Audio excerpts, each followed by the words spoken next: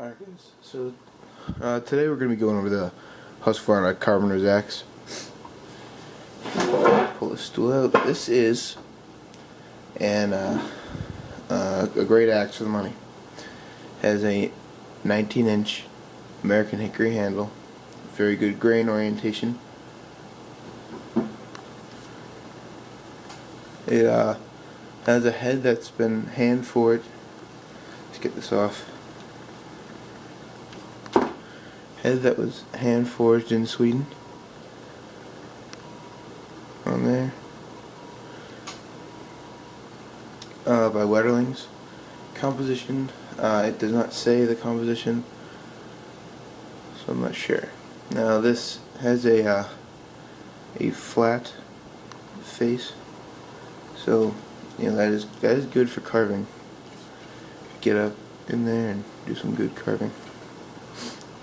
The reason this is like stripped farther back than it normally is, normally it's up to here, and it's the factory grind. When I was making a modification on this to put a convex grind on there, I accidentally hit the abrasive belt on here and just caused all these scratches going down the sides. So I just stripped it off. And honestly, I like this better. I like this more. Has a solid hammer pole on there. It comes with this. Comes with this leather sheath. Now the sheath's strap has a buckle on it, or a snap that snaps in here. But the snap on it broke. So what I did was I just took a piece of bank line, ran it through there, tied it off. So now when I put this on, the mask on here, I would just loop it around there, or loop it around here, and then I would come over to the back and just wrap this around that fastener, that button there. Now,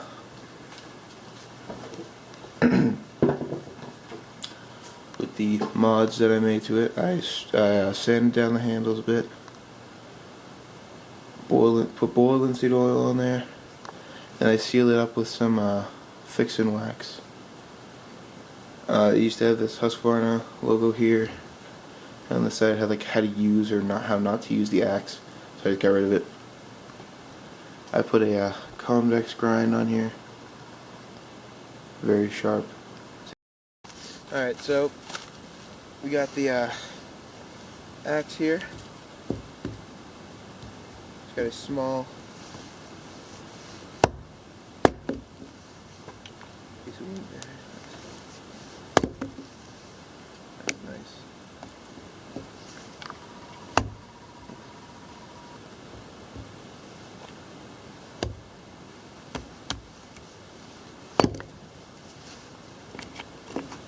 Definitely can split fairly well.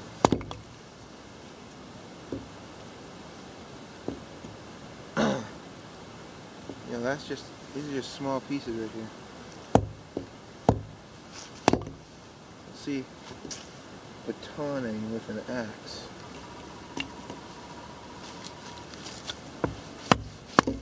Oh yeah. Use the axe head as a wedge. That's all you gotta do.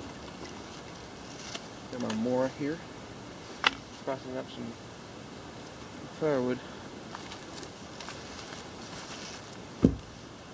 Got this big old block here. See how we do here.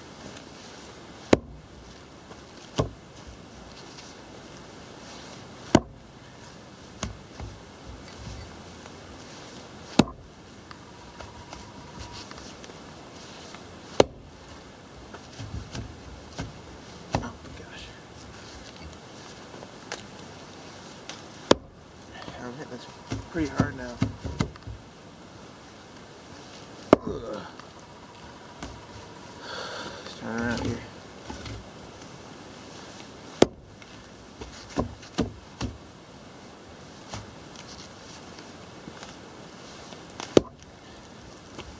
Almost there. can feel it. Oh yeah. Last swing may have been a bit too hard, but you know, gotta do it. That's just embedded in there.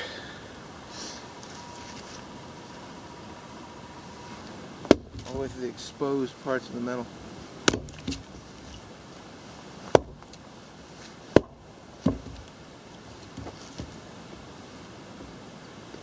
Let's do this. Use the axe head as a wedge. Oh yeah.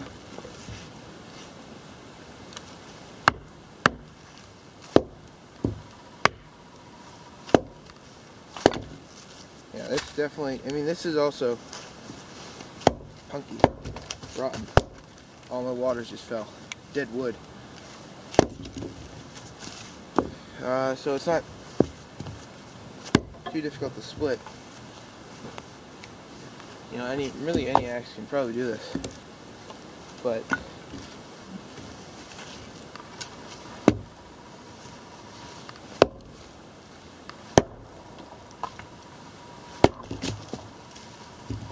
oh no, wow. That goes all the way across the lake. Because we're at here, we're at the water's edge.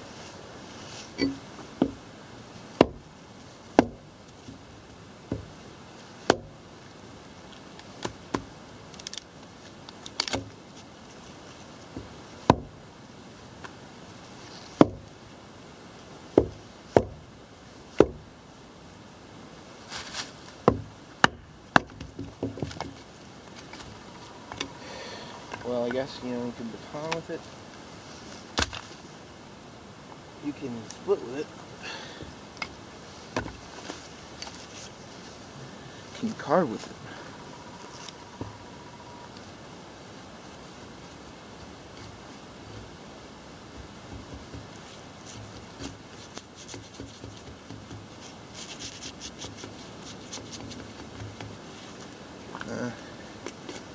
Probably a more controlled, you know, hand would be able to do this far better than I am.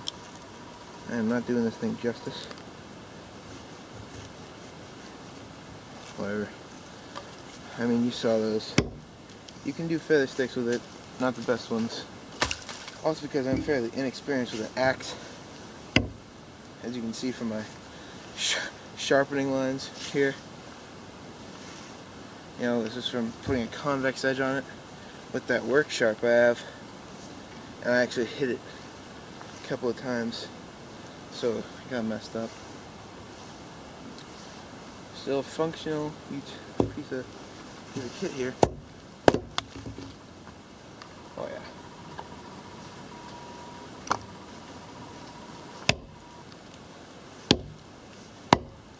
Again, not an expert or an expert axes. Swing's not going to be the best. Here we go.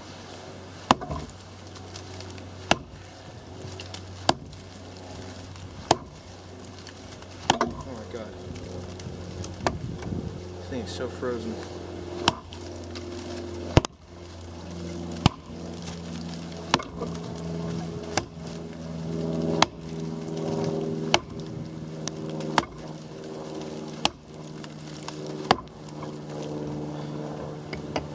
And because I just have this sectioned, flip it over here.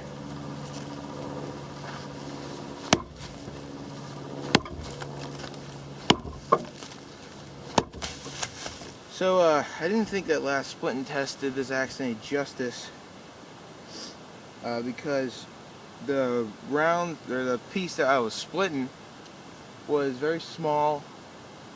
It was not, you know, it wasn't like a, wasn't very tall, I guess. It was dead and it was punky, and it's just been sitting out here for a while. So I grabbed this. This is already cut or split only once down the middle, so I won't be able to show you, you know, actually splitting around. But I think this is a bit better of a splitting test than what I had in the clip before. Now I am out here in very deep snow. I think we had around 2 feet fall and then another 12 inches, so I had to clear this little area out coming down that hill. That was terrible. But you know, we got more. It's snowing right now too. So let's get to splitting. Now it should be able to split very well because it has that taper and then it comes into that wedge. So this is dense, kind of fresh oak, I believe. So let's.